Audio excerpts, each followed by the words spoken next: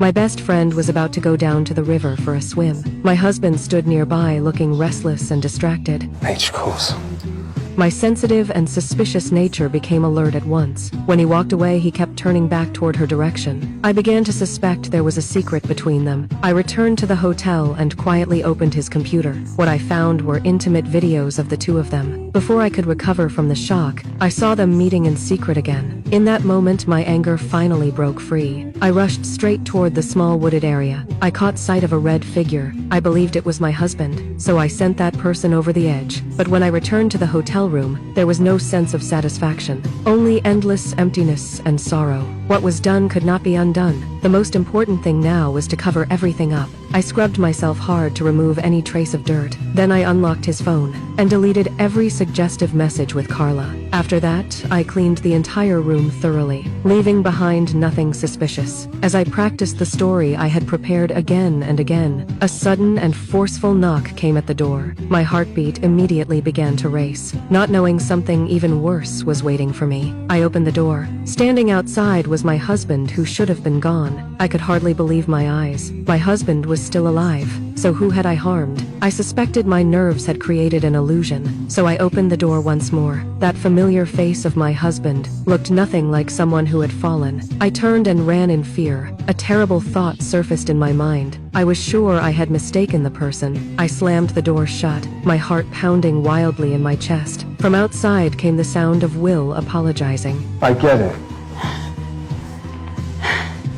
I get it. After last night, I forced myself to calm down. After going out, I carefully asked where he had been last night. Where have you been?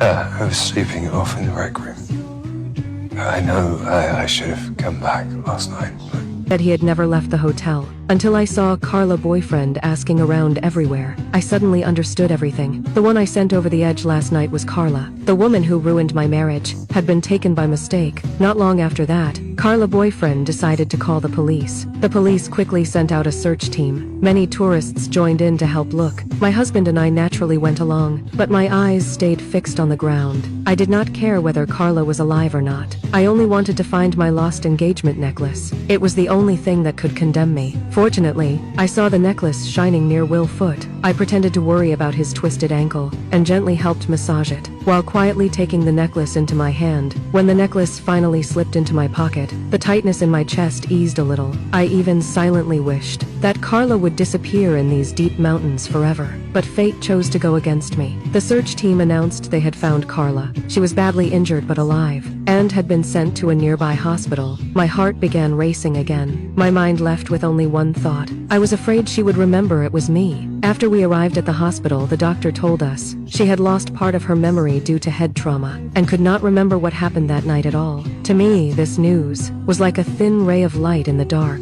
I pretended to hold Carla's hand and comfort her, while hiding very different feelings in my eyes. It's not your fault.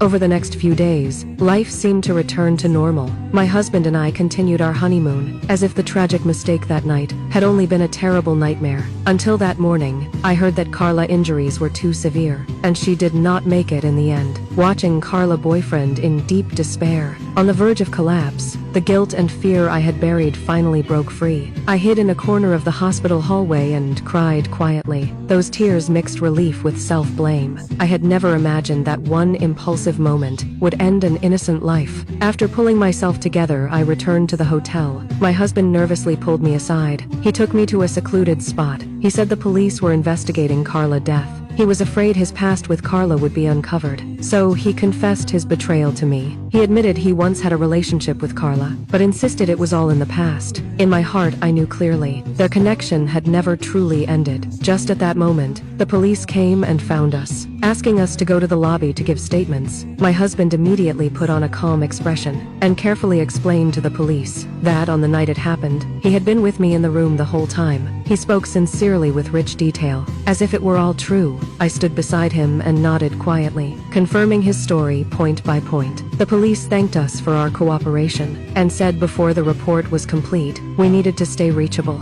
and be ready for further questions at any time. My husband agreed readily, though a trace of hidden panic panic flashed in his eyes. After the police left, my husband and I looked at each other in silence. The love we once had long been worn away by betrayal. Now all that remained was mutual use. After the honeymoon ended, we returned to the city, continuing to maintain an empty marriage, living under the same roof like strangers, separated by an invisible wall, until at my mother family gathering, my husband found me with a pale face.